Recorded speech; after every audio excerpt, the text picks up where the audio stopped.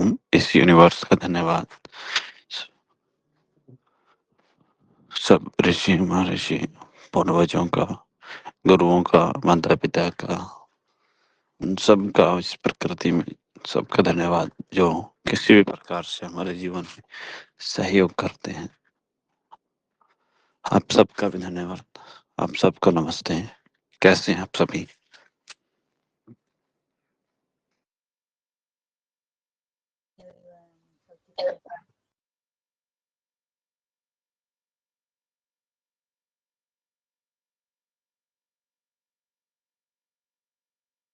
तो सर बढ़िया है हम लोग।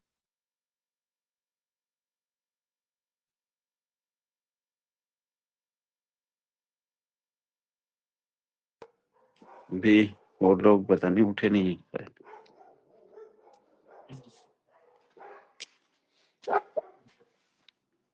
चलिए गुड तो मॉर्निंग हमारी। गुड मॉर्निंग, आवाज आ रही है आपकी?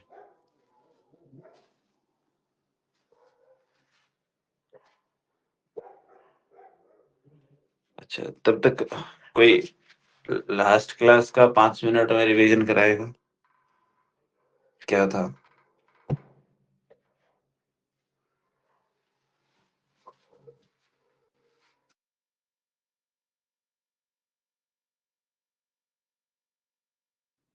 जो हमने लास्ट क्लास में किया था, वो क्या किया था, उसका रिवीजन कराएगा कोई?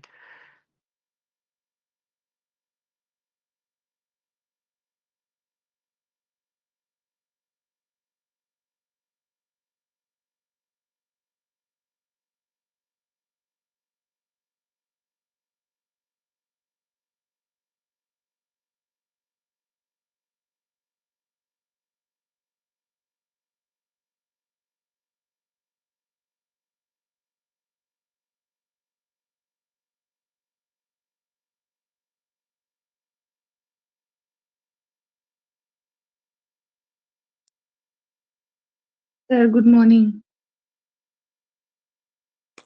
सर धातुओं के बारे में आपने बताया था। हाँ जी।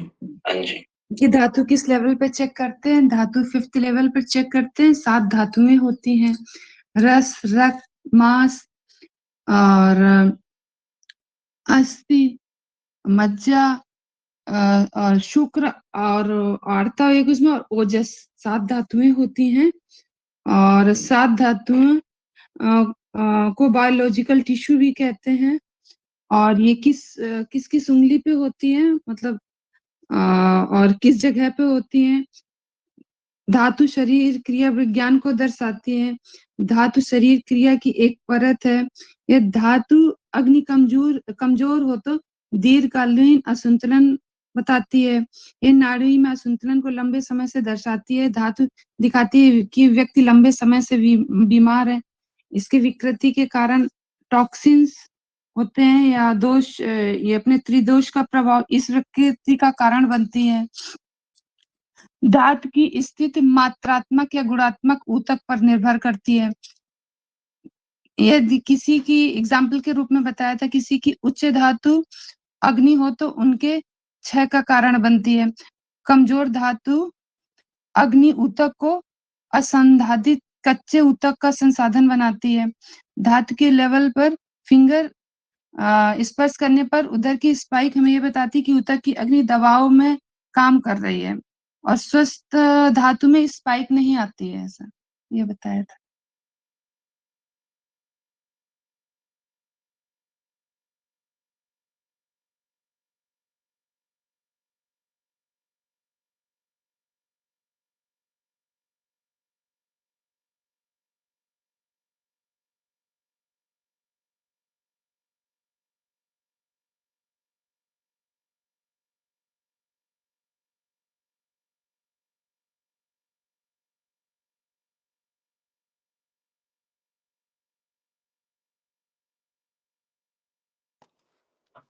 बहुत बढ़िया जी।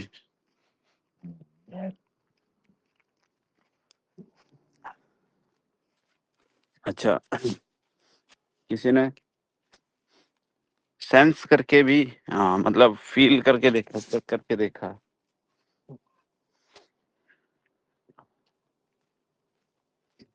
चेक करके देखा हो।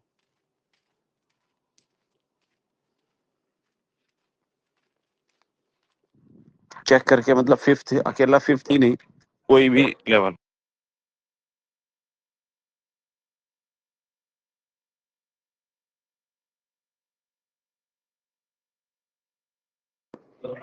कोई भी लेवल चेक करके देख सकते। सर चेक तो करते हैं डेली, अच्छा लेकिन धातु वाले तो स्वस्थ हैं सर। अच्छा, धातु वाले स्वस्थ हैं सब। उसमें स्पाइक नहीं मिलती है सर, समझ में नहीं हाँ आती तो मतलब। नहीं, वो तो मैं समझ गया। हम्म। अच्छा देखो, अब 1 मिनट का समय लगेगा। जी सर। अपनी अपनी उस पे नाड़ी पे उंगली रखो तो।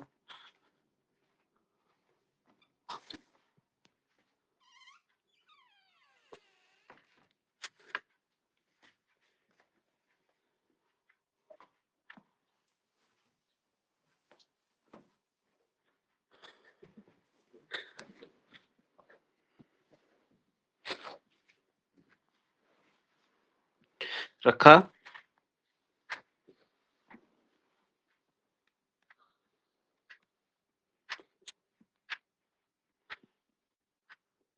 रखा है तो अब आप धीरे धीरे हल्का सा प्रेस करिए, हल्का।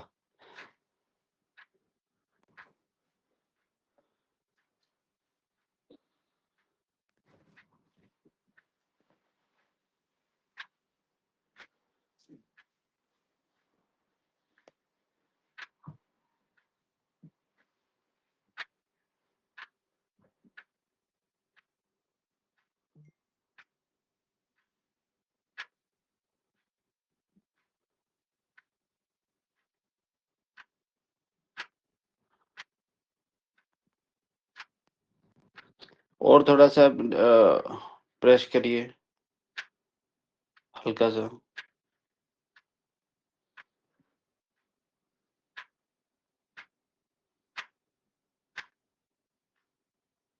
अच्छा, जो बिल्कुल ऊपर रखा था उसमें, और अब जो महसूस आप कर रहे होंगे कि कहाँ कहाँ पे टच हो रहा है, उसमें फर्क मिलेगा। उसमें वात पित्त कफ की स्पाइक जो होंगी वो अलग होंगी। और थोड़ा सा हल्का सा प्रेस करिए।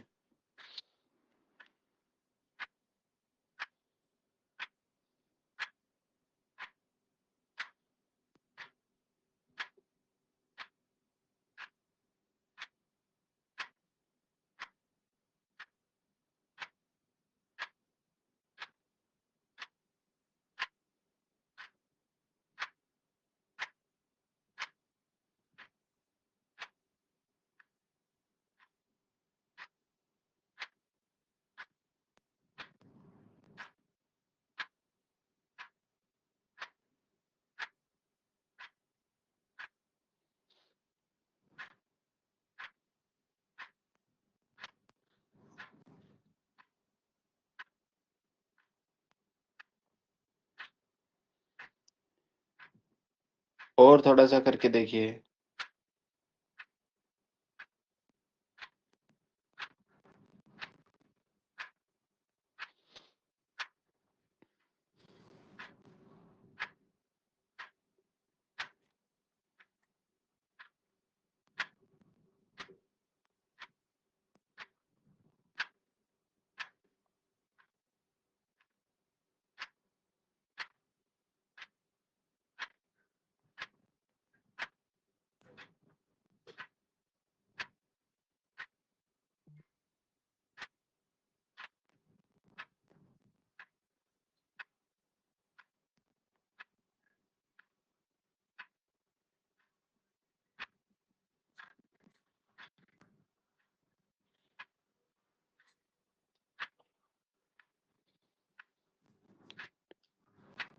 और थोड़ा सा करके देखिए।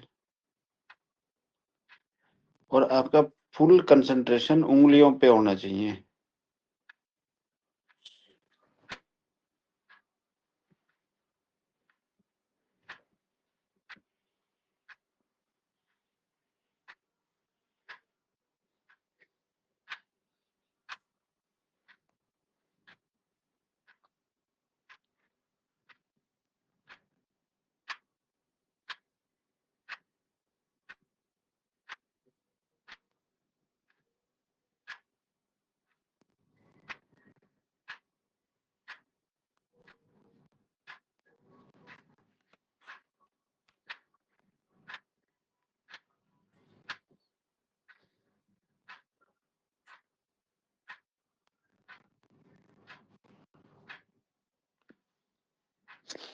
अच्छा, बिल्कुल एकदम ब्लॉक करिए, ब्लॉक करके फिर धीरे से छोड़िए और जो पहली स्पाइक मिलती है वहां पे रुकिए, वहीं पे रुका रहना है फिर, और वहां पर महसूस करिए।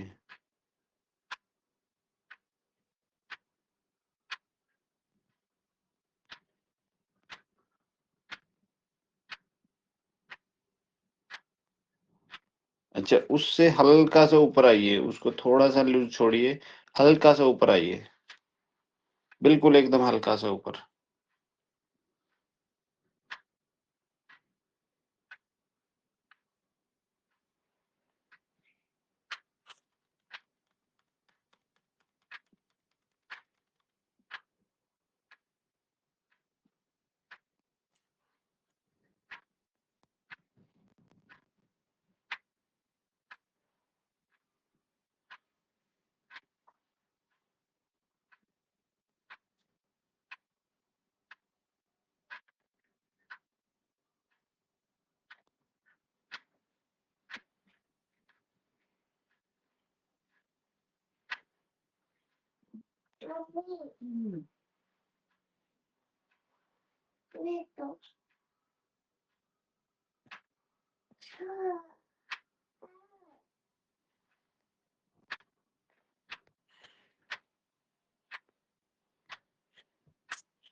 और हल्का सा छोड़िए।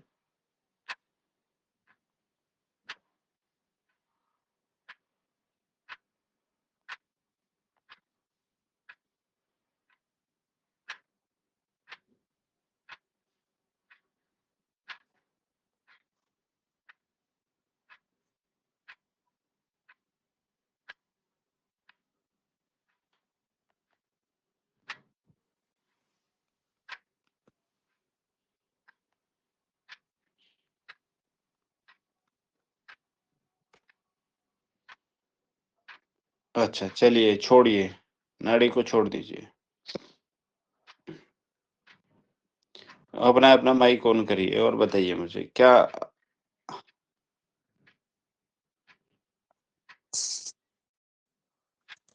हेलो, नमस्ते सर। हाँ जी, नमस्ते। अरे प्रभु, जी आप बहुत बहुत दिनों बाद आप मिले हो, कहाँ? जी सर, मैं यही अच्छा। सर, बात के ना, इधर कॉफ वाले में मिला। नहीं, पहले तो ये बताइए, आपने जैसे-जैसे प्रेशर डाउन गए और जैसे-जैसे जी बिल्कुल जी डाउन जाके ऊपर आए, जी तो अलग-अलग महसूस हुआ या नहीं हुआ? जी जी, अलग-अलग हुआ सर। अलग-अलग जगह स्पाइक आ रही थी कि नहीं आ रही थी? जी, पहले तो बाती में आ रहे थे, फिर ऊपर ऊपर आने से फिर इधर पित्त में भी स्पाइक कर रहा था। तो इधर कफ के उसमें नहीं किया था। अभी जो फिफ्थ लेवल में जब बोले थे, फिफ्थ लेवल लास्ट जब बोले थे, उस समय बात के इस कोने में हुआ था, प्रोक्सिमल में। हुँ।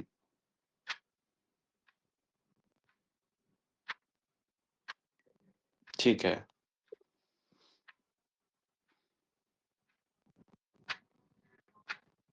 Thank you sir. बहुत बढ़िया। अच्छा, किसी और का?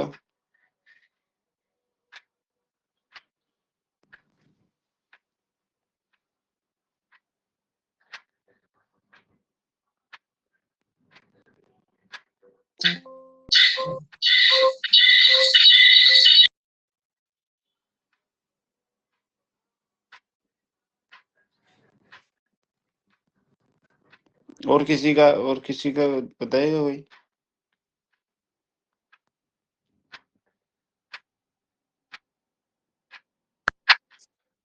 सर सुपरफिशियल लेवल पे तो बात का ही मुझे समझ में आया है, और बस 7th लेवल पे पित्त और वात दोनों का क्या मिलता है क्या प्रकृति वाले पे? दोनों का एक साथ मिल सकता है कि इंडिविजुअल ही मिल होना सकता चाहिए? है, मिल सकता है, कोई बड़ी बात नहीं। कोई बड़ी बात नहीं। सर दोनों का, फिर इसके धातु वाले पे नहीं मुझे उतना समझ में आ रहा था, तो अच्छा होगा सर, और क्या। नहीं अच्छा नहीं नहीं, अच्छा नहीं, मैं केवल इतना सा मैं केवल पूछना चाह इतना रहा सा हूँ पूछना चाह रहा हूँ कि जी हम जब कि अलग हम अलग जब धीरे अलग धीरे अलग डाउन धीरे गए धीरे और डाउन धीरे गए धीरे और ऊपर धीरे आए, धीरे ऊपर तो आए आपको तो आपको स्पाइक जो है अलग स्पाइक अलग जो है महसूस अलग हो रही अलग थी कि नहीं, महसूस हो अलग रही अलग थी कि जगह नहीं, पे अलग महसूस अलग हुई जगह कि पे नहीं हुई? महसूस हुई कि नहीं हुई? बिल्कुल सर, कल सर मैंने 2 लोगों का और चेक किया, मतलब घर पे ही, तो सबका अलग अलग था। हाँ, बस हाँ, केवल हम बस इतना केवल सा हम इतना सा करना चाह रहे हैं करना चाह कि रहे हैं कि वो जो डिफरेंट वो जो है, जो डिफरेंट डिफरेंस है, है, जो ये डिफरेंस डिफरेंस है, ये आपको समझ डिफरेंस आए। आपको समझ आए। जी सर। ठीक है, चलिए, बहुत बढ़िया।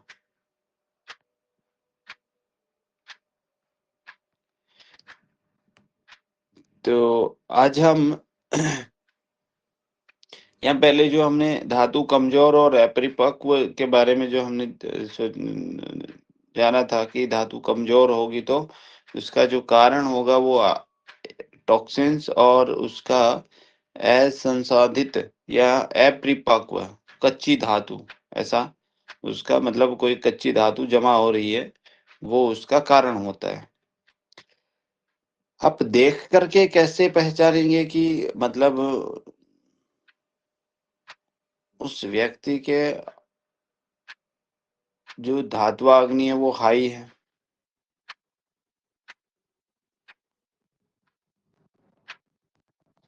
किसी की धातु अग्नि जो हाई है तो कैसे पहचानेंगे?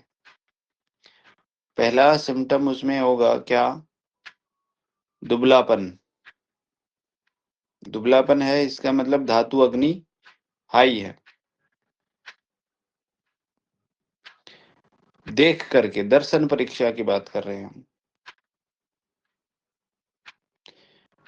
त्वचा, ये मांस का क्षय मिलेगा, मतलब उनके शरीर पे मांस कम मिलेगा। कमजोरी, थकान रहेगी। अब वो मत चक्कर में पड़ जाना जिनको कमजोरी या थकान नहीं रहती और लेकिन मेरे तरह दुबले पतले हैं।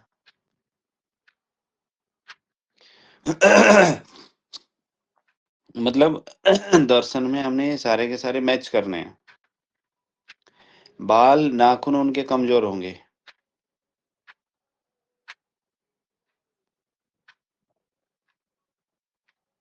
और जब नाड़ी चेक करेंगे तो उनकी जो 5th लेवल पे जब हम चेक करेंगे तो उनकी नाड़ी तीक्ष्ण मिलेगी, तीक्ष्ण, ऐसे शार्प, चुभने वाली।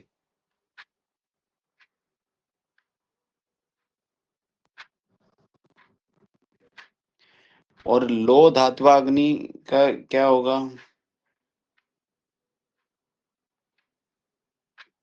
लो धात्वाग्नि है तो उसमें भारीपन,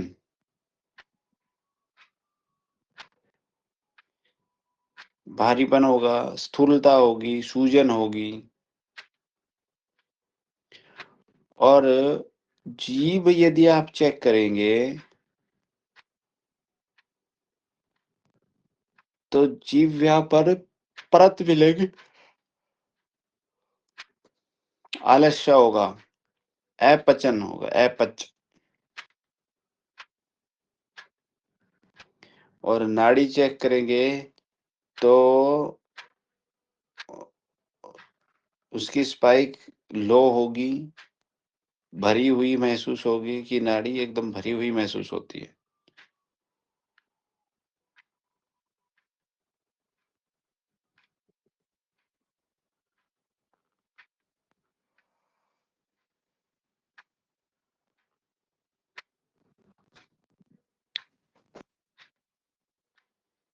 ठीक है,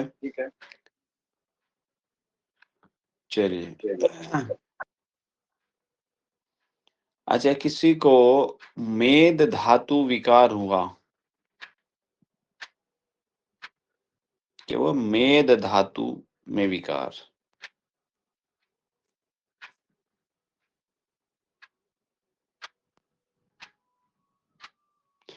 तो क्या होगा उसको? मेद धातु में यदि विकार हुआ तो मेद मतलब मांस,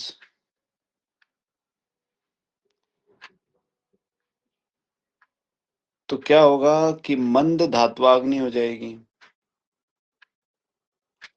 कि धात्वाग्नि लो होगी। अब लो होगी तो बताओ क्या होगा, लो में क्या होता है, संचय होगा कि क्षय होगा? सर 6। लो में, संचय होगा सर। लो में नहीं मालूम संचय होता है और हाई में संचय होगा सर। क्षय होता है। तो धातु विकार में यदि मंद धात्वाग्नि है तो मेद का संचय होगा और उससे जो रोग आएंगे वह स्थूलता आएगी उसमें, और प्रमेय प्रवृत्ति का होगा वह व्यक्ति। प्रमेय मतलब डायबिटीज की साइड वाला।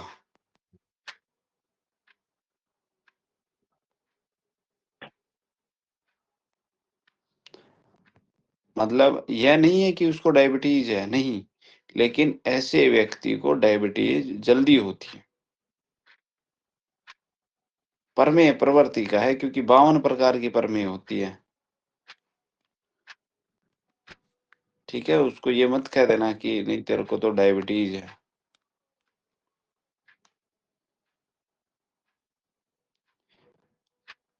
प्रमेय प्रवृत्ति का मतलब होता है कि ऐसे शरीर, प्रमेय प्रवृत्ति के मतलब यदि हम परिभाषा देखें, 2 शब्द से बना है प्रमेय, प्र प्लस में। प्र प्लस में मतलब अधिक मूत्र स्त्राव या अधिक मूत्र का रिलीज होना, अधिक मूत्र यूरिन आना।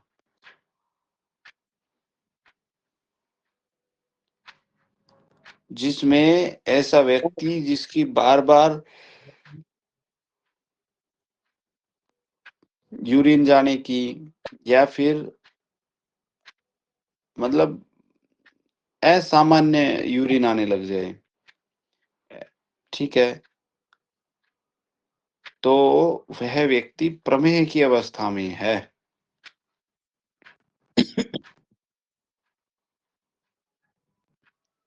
इसका मुख्य कारण होता है कफ प्रधान, क्योंकि ऐसे मोटे व्यक्तियों में ज्यादातर मतलब होता है, जिन्हें या मोटा नहीं कहेंगे तो भी कफ प्रधान, मतलब किसी के शरीर में कफ ज्यादा है। लेकिन दीर्घ काल तक, लंबे समय तक यदि पित्त में रहा तो भी ऐसा रहता है।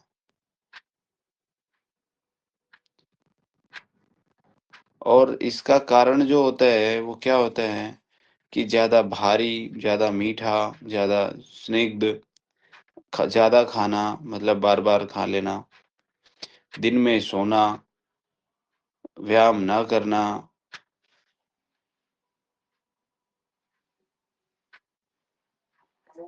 ठीक है। तो ऐसी अवस्था में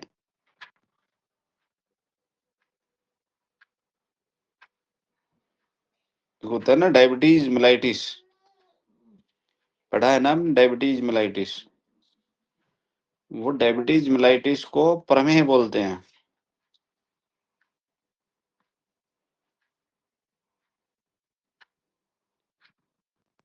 और जो एक होता प्रमेह और एक होता मधुमेह। मधुमेह का मतलब कि प्योर डायबिटीज हो गई है उसको, या तो टाइप 1 या टाइप 2। और यदि अधिक यूरिन आ रहा है, अधिक यूरिन आ रहा है, तो डायबिटीज इंसिपिडिस बोलते हैं उसको, डायबिटीज इंसिपिडिस। मैंने आपको बताया भी था कि एक कौन सा वो कम हो जाता है इसमें, कौन सा हार्मोन जिसकी वजह से डायबिटीज इंसिपिडिस होता है।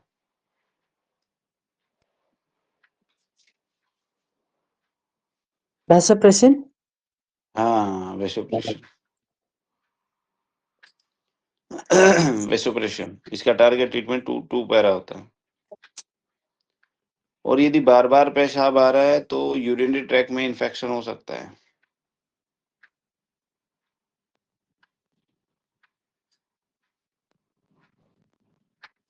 सर अच्छा, कोई यूरिन तो व्यक्ति दो है, बार सर नहीं, कुछ बोलो। एक तो यूरिन बार बार आए, बार बार आने का मतलब है कि थोड़ा सा आया लेकिन फिर से आया, थोड़ा थोड़ा करके वो जाएगा। और मूत्र अधिकता मतलब कि वो गया लेकिन यूरिन बहुत पास हो रहा है। भाई बार बार जा रहा है लेकिन बहुत अधिक मात्रा में यूरिन पास करके आ रहा है।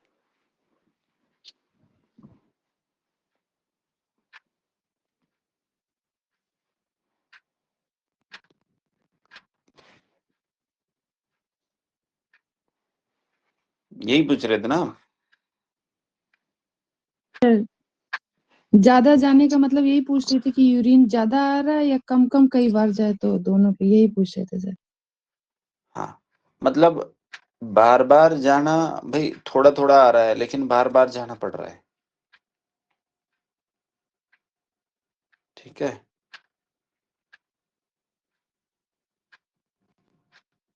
अब यदि हमें कोई प्रमेय प्रवृत्ति का व्यक्ति मिलता है तो न्यूरोथेरेपी में हमें क्या करना चाहिए? न्यूरोथेरेपी में हमें पेनक्रियाज को ठीक करना चाहिए। ठीक है। लीवर को सही करना है।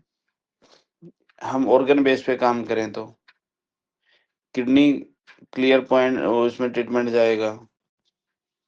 सोलर प्लेक्सस का बैलेंस करना है, यानी कि सोलर प्लेक्सस मतलब नाभि से ऊपर का एरिया, गैस ओनली, गैस आई, है ना, पेनक्रियाज,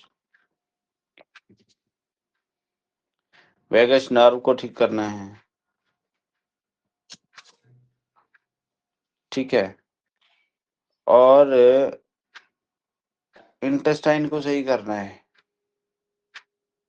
विटामिन D3 ऐसे लोगों में कम मिलता है तो 125 DCC दे सकते हो आप, मतलब देना है।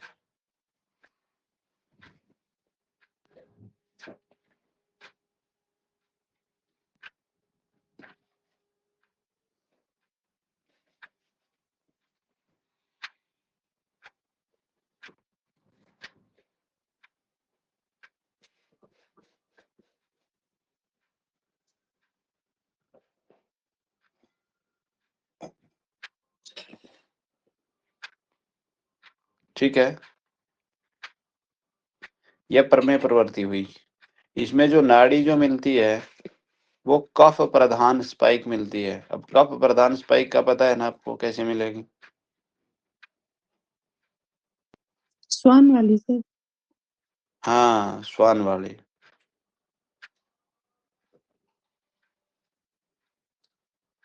अच्छा, मांस या फिर अस्थि का क्षय होता हो, मांस का या अस्थि का क्षय होता हो, क्षय मतलब लॉस, तो उसमें क्या होता है कि जो धातु अग्नि होती है वो तीक्ष्ण होती है, यानी कि हाई होती है।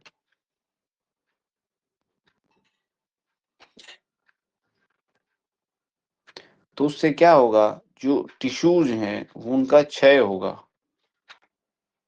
टिश्यू का क्षय होगा, और ऐसे में दुर्बलता आती है और शोष, शोष आता है, शोष।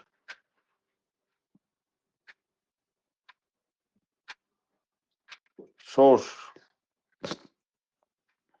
ना समझ आए तो बताऊं, शोष, जी सर। शोष।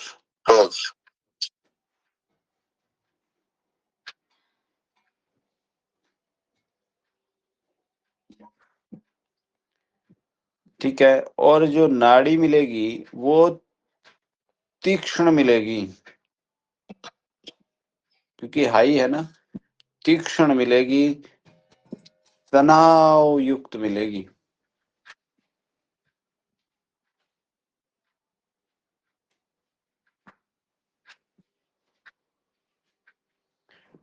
और तीसरी कंडीशन आमजन्य धातु विकृति, मतलब भाई या तो धातु मेद धातु में विकार है तो क्या हुआ, मांस अस्थि में विकार है तो क्या हुआ, और आम जन्य धातु वो है तो कैसा मिलेगा। आम जन्य धातु में अग्नि मंद मिलती है, अग्नि मंद मिलती है ऐसे व्यक्तियों की। आम आम मतलब टॉक्सिन्स, तो टॉक्सिन्स तो कब इकट्ठे होंगे, जब अग्नि मंद होती है। अग्नि मंद का मतलब कि डाइजेस्टिव फायर, पाचक अग्नि की बात कर रहे हैं हम। अब पाचक अग्नि ही कमजोर है, तो हमने एक एग्जाम्पल देखा था कि चूल्हे में आग कमजोर है तो खाना पकेगा क्या सही से,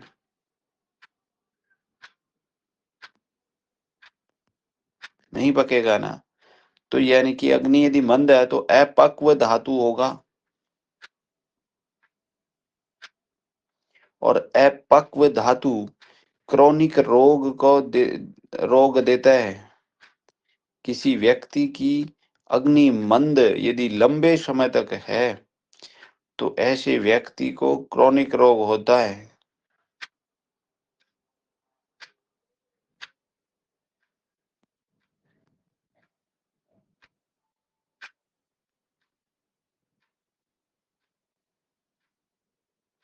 ऐसे व्यक्ति की जब नाड़ी देखेंगे ना तो भारी मिलेगी, ऐसी महसूस होगी जैसे रुकी हुई सी है।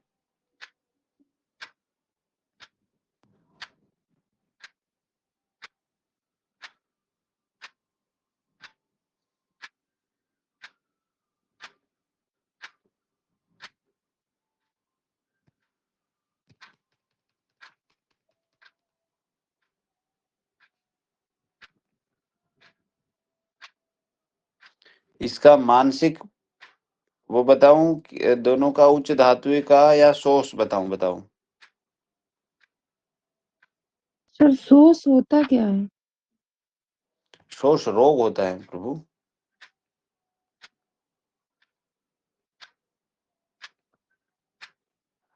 शोष सर एक दोनों छोटा बताइए। शब्द है, मैं बताता हूँ। शोष एक छोटा शब्द है।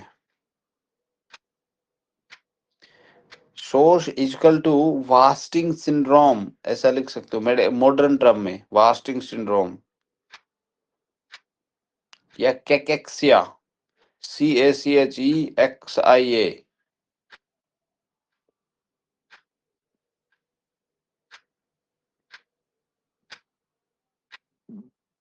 शोष इक्वल टू, शोष एक बहुत बड़ा शब्द है, मतलब यानी कि एक बहुत बड़ी चीज है शोष। नाम दो शब्दों का है, दो अक्षरों का है, लेकिन शोष बहुत बड़ी चीज है। शोष किसी को है तो मतलब धातुओं का एक क्रम से क्षय होना, क्रमिक क्षय बोल सकते हो आप। धातुओं का मतलब जो धातुएं हैं, जैसे रस का क्षय हो गया, रक्त का हो गया, मांस का हो गया, फिर मेद का क्षय हो गया, फिर मज्जा का क्षय हो गया।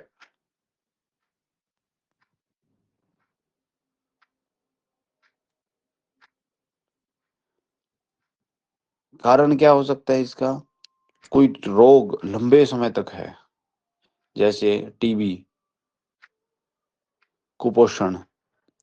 कुछ लोगों को तनाव जो है, मानसिक तनाव बहुत लंबे टाइम तक चलता है।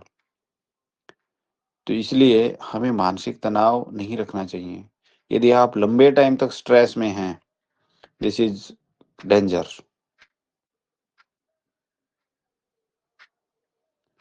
वात वृद्धि, किसी व्यक्ति की वात ज्यादा रहती है, वातिक कंडीशन लंबे टाइम तक रह रही है, तो वो गलत है। और इसका कारण होता है पाचन दोष।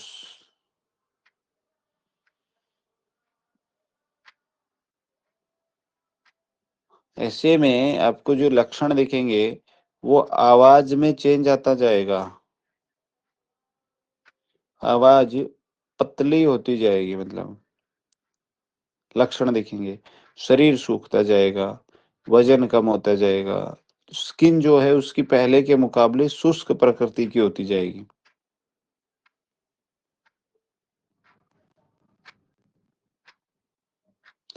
इसमें जो रोग होते हैं ना, जैसे मतलब लंबे टाइम तक के रोग होते हैं, जैसे ट्यूबरकुलोसिस, कैंसर, है ना, सीकेडी मतलब chronic kidney disease, hypothyroidism, hyperthyroidism, diabetes mellitus.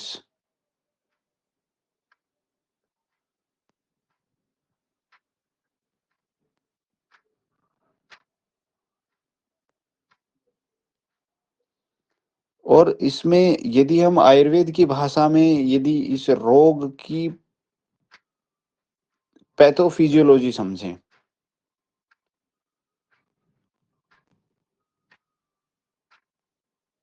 तो पहले होती है अग्निमंद।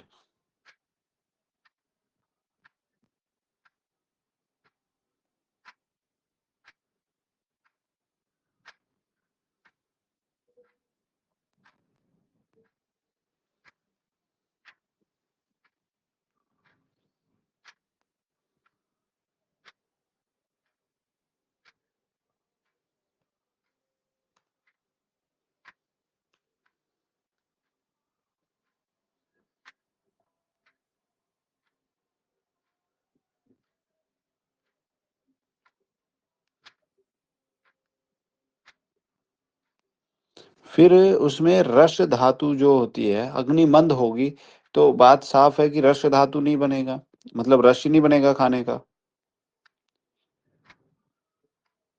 बोलते हैं ना, बोले कि रस ही नहीं बन रहा खाने का, तो वह नहीं होगा। और यदि वही नहीं होगा तो फिर क्या होगा, जो धातु हैं वो सारी की सारी कमजोर होती जाएंगी। भाई रस नहीं बना, जब रस ही नहीं बना तो रक्त भी कैसे बनेगा।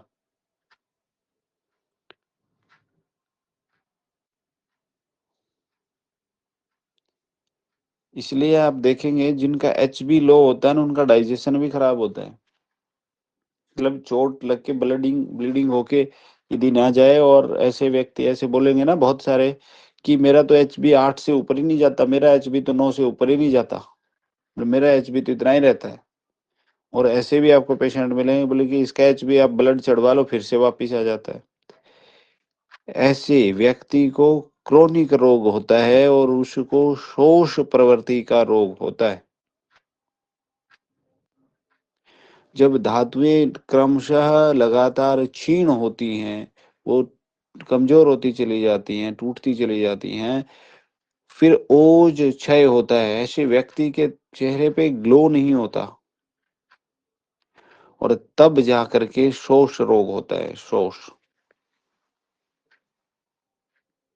यदि मॉडर्न साइंस में यदि हम समझें, तो पहले क्रोनिक इन्फेक्शन, इन्फ्लामेशन होता है व्यक्ति को, क्योंकि डाइजेशन स्लो जब होता है तो वो उसको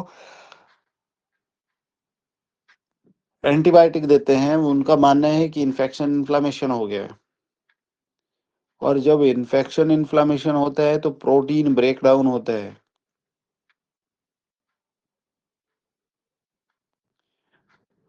और प्रोटीन ब्रेक डाउन होता है तो मसल्स, जो मसल्स हैं वो वास्टिंग होती हैं, मसल्स टूटती हैं, कमजोर होता है व्यक्ति। तो बोलते हैं ना, बोले कि यार मेरा तो 6 महीने में वजन टूट गया इतना, मैं तो मेरे को पेट में दिक्कत है, बोले कि इतना वजन टूट गया। फिर वो डॉक्टर क्या चेक कराता है कि भाई कहीं कैंसर तो नहीं है, टीबी तो नहीं है, वो सारे रोग चेक कराता है। फिर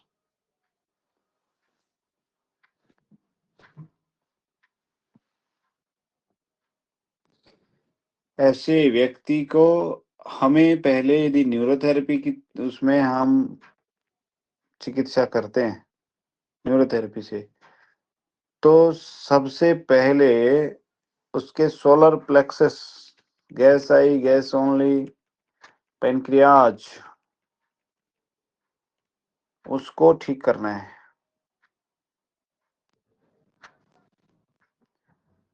फिर आपको डाइजेशन को ठीक करना है।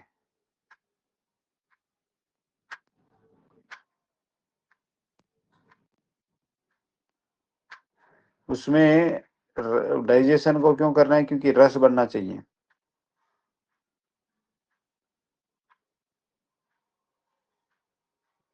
गट ब्रेन को ठीक करना है, न्यूट्रिशन बढ़ाना है, मल्टीविटामिन बढ़ाना है, B12 विटामिन D3 का ट्रीटमेंट देना है।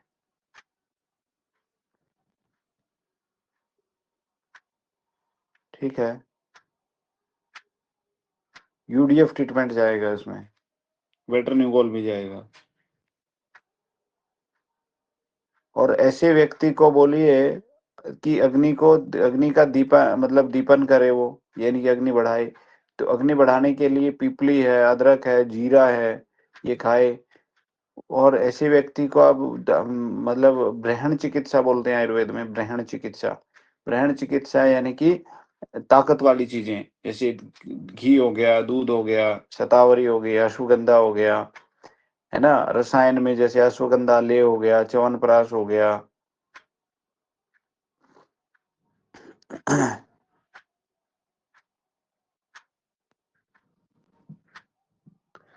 ठीक है जी।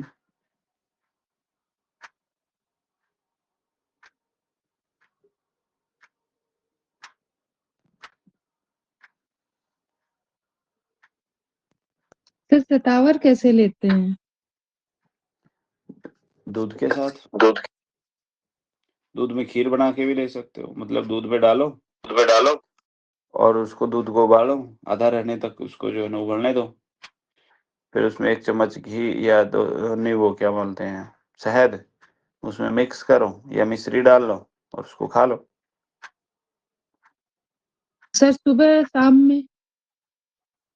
खाली पेट ले लो, यदि आपको दिक्कत नहीं आती है। नहीं तो 1 चम्मच फाँको और ऊपर से दूध पी लो। शतावर महिलाओं के लिए बहुत रामबाण चीज है।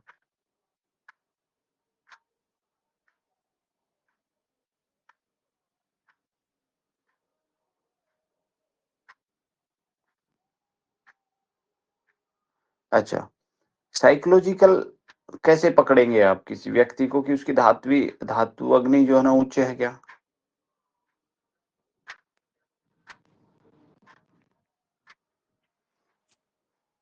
जिसकी धातु अग्नि उच्च होगी ना, उस व्यक्ति को बेचैनी रहेगी।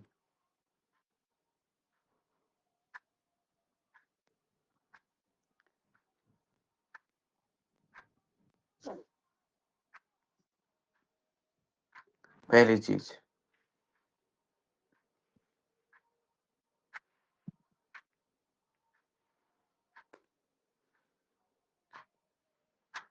और दूसरा, वो इरिटेबल होगा व्यक्ति, इरिटेबल, रेस्टलेसनेस होगा,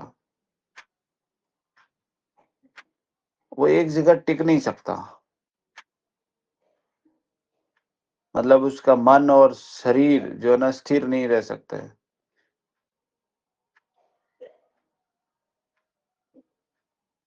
उस व्यक्ति में प्राण वायु विकृति होती है, साधक पित्त की वृद्धि होती है, त्रिपक कफ की कमी होती है।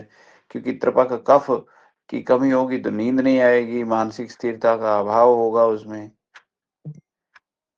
मतलब कि ऐसे व्यक्ति में एंजाइटी, है ना, ऑटिस्टिक वाला जो होता है मामला, हाइपरथायराइडिज्म, बाइपोलर डिसऑर्डर, डिप्रेशन, ना छोटी छोटी बात पे गुस्सा करेगा, वेट नहीं कर सकता ऐसा व्यक्ति। एक मेरे पास पेशेंट आता है, उसको चाहे 1 घंटा लग जाए ट्रीटमेंट में और दूसरे को वेट करना पड़ेगा, तो बोले कि भाई सबकी बारी है ये तो। और यदि उसको 15 मिनट वेट करना पड़ गया ना, तो मतलब ऐसे मुंह बनाता रहेगा और फिर बोलेगा ऐसे, डॉक्टर साहब मेरे को 15 मिनट हो गए बैठे हुए, आप क्या कर रहे थे? ऐसे का इसका मैं नंबर काटूंगा इसका। और ऐसे नंबर काट काट के उसने 2-3 पेशेंट का जो है ना लेट करा देता है वो। ऐसे व्यक्ति बार बार पैर हिलाते रहेंगे, बार बार, ऐसे उन्हें पता ही नहीं तेरा पैर हिल रहा है। डिसीजन लेने में बहुत मतलब उतावलापन होता है, नींद कम होती है, उनकी धड़कन तेज रहती है।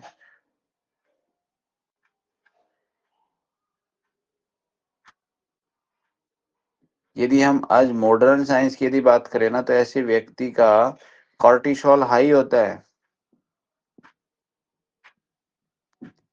क्या होता है, कॉर्टिसोल हाई होता है, सेरोटोनिन लो होता है। इरिटेबिलिटी होती है उसमें। अब कॉर्टिसोल हाई है तो अब आपको कॉर्टिसोल तो बढ़ाना नहीं है। सेरोटोनिन लो है तो सेरोटोनिन को ठीक करना है। इरिटेबिलिटी है तो उसके लिए आप क्या कर सकते हो,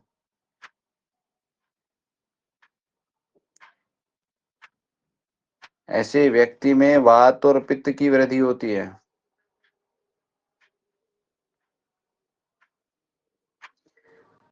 ऐसे व्यक्ति को खट्टा तीखा कैफीन देर रात तक जागना नहीं चाहिए।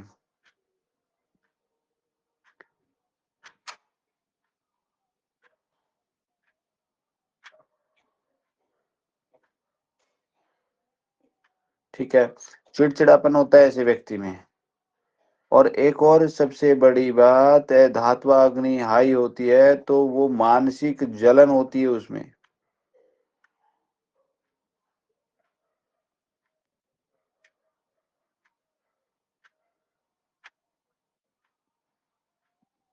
और जिनकी लो होती है धात्वा अग्नि, आम संचय होता है उसमें, आलस्य होता है, मानसिक भारीपन होता है, प्रेरणा की कमी होती है उसमें, सुस्ती है ना, अवसाद में रहता है वो व्यक्ति, अवसाद प्रवृत्ति का होता है। अवसाद तो समझते हैं ना, अवसाद।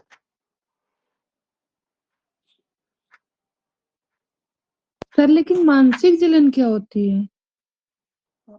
मैं आपसे जलता रहूं,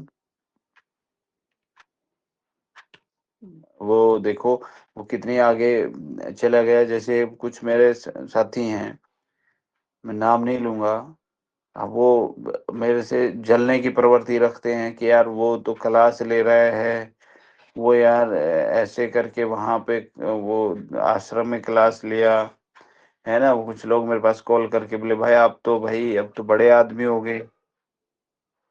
कहा अच्छा बताओ, बोले क्या आप तो भाई आजकल क्लास लेने लगे। मैं कहा अच्छा, मैं तो पहले से ही ले रहा हूँ, आजकल की क्या बात हुई, मैं तो हाँ ये काम तो बहुत दिनों से कर रहा हूँ। बोले नहीं वो और तो कर रहे होंगे। मैं कहा और क्या होगा, तभी तो मैं यहाँ ले रहा हूँ। बोले नहीं मैं तो भाई 10 साल से पढ़ा रहा हूँ भाई, आपको आज दिखा है, मैं तो 10 साल से पढ़ा रहा हूँ और 13 साल से पढ़ा रहा हूँ, मैं तेरे को आज दिखा है। बोले कि नहीं तभी आप मतलब जो है ना अच्छा पढ़ा लेते हैं तभी आप। मैं कहा तो 13 साल तू दे के देख, पता तो चले। तो अब वो क्या हो रहा है, उनके मानसिक जलन हो रही है उनमें। वो नहीं बोलते, बोले कि जल रहा है तुम, मन मन में है कि इसको ये चीज ना मिल जाए, मुझे मिलना चाहिए। किसी किसी को जलन ऐसे हो रही है, बोले कि भाई आप तो गुरु बन रहे हो, मैं तो भाई तू भी बना ले। अब बात करना ही बंद कर दिया। तो ये क्या है, मानसिक जलन है। मतलब मन में जलना लेकिन कह ना पाना, और कुछ कुछ कह देते हैं लेकिन फिर भी मन में जलन रहती है, यार उसके पास ऐसा क्यों हो गया, मतलब ऐसा। एक आपने मानसिक जलन का मैं बताता हूँ। यदि आप इस क्लास में थे तो एक पंजाब से एक व्यक्ति है स्वामी आत्मा कुछ करके, क्लैप और को मना उसने करने वाले, हाँ जी, जब क्लास नहीं होती है एक तो क्लैपिंग के लिए मना करते हैं। हाँ मतलब मानसिक जलन का आपको मैं बताता हूँ। इस कला जब ये क्लास हुई थी अब की बार बृहस्पतिवार को, तो इसमें स्वामी आत्माराम जी ने, आत्मा कुछ करके है उनका नाम, है ना, वो उन्होंने मतलब वो जो पंजाब से जो आए हुए थे 3 लोग 4 लोग, उसमें जी एक सर। जो मोटे से थे, थोड़े से लंबे से थे, वह उसने क्या बोला था कि सर मेरा मोबाइल नंबर गलत हो गया, मेरे से गलत भरा गया। तो तब कोई एक और राजेश कुमार नाम का व्यक्ति था, उसने, उसका माइक ऑन था लेकिन वो उधर से जल रहा था, और वो मतलब माइक उसने बाद में बंद किया, और वो क्या बोल रहा था वो ऐसे गाली देके कि साला देख तू है एक, मतलब इस धरती पे तेरा ही नंबर गलत हो गया, ऐसा वो बोल रहा था। और वो आवाज आ रही थी और मेरा उस पे फोकस था। फिर उसने तुरंत से माइक बंद किया। तो ये होती है मानसिक जलन। मतलब कोई कुछ बोल रहा है और हम मन मन में बुड़बुड़ाते रहे, बोले कि तू ही है ऐसा, तू ही कर सकता है ऐसा, तेरा से ही होगा ऐसा, ये मतलब ऐसे व्यक्ति की मानसिक जलन रहेगी। समझ में आया? जी सर, द्वेष। हाँ, ऐसा बोल सकते हो।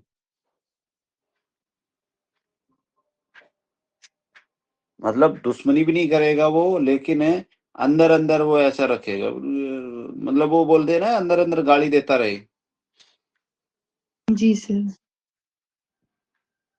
हम्म,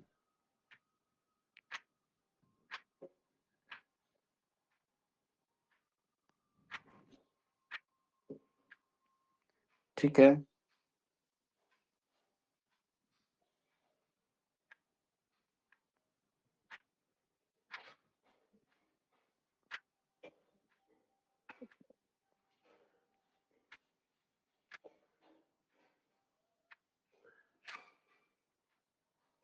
ओके जी।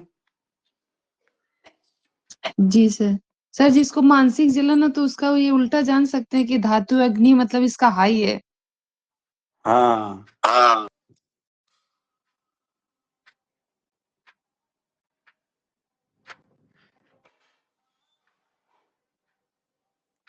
कल सर जो हम सब लोग चुगली वगैरह करते हैं उसका भी यही मतलब होता है क्या कि धातु अग्नि हाई है? नहीं, चुगली कुछ लोगों की आदत कुछ होती लोगों है, की आदत होती है। और आदत और मानसिक विकार जलन, अलग है। जलन। हाँ विकार है, ये विकार है, चुगली करना विकार है। वो मानसिक जलन है तभी तो कर रहा है। मानसिक जलन में ऐसा आएगा, मान लो आप कोई प्रगति कर रहे हो, आप कोई चीज, आप आगे बढ़ रहे हो, ठीक है, तो उसको जलन होती रहेगी। मान लो किसी को जॉब मिल गई, बोले कि यार उसको मिल गई, उसको नहीं मिलनी चाहिए थी, और चाहे कुछ हो जाए।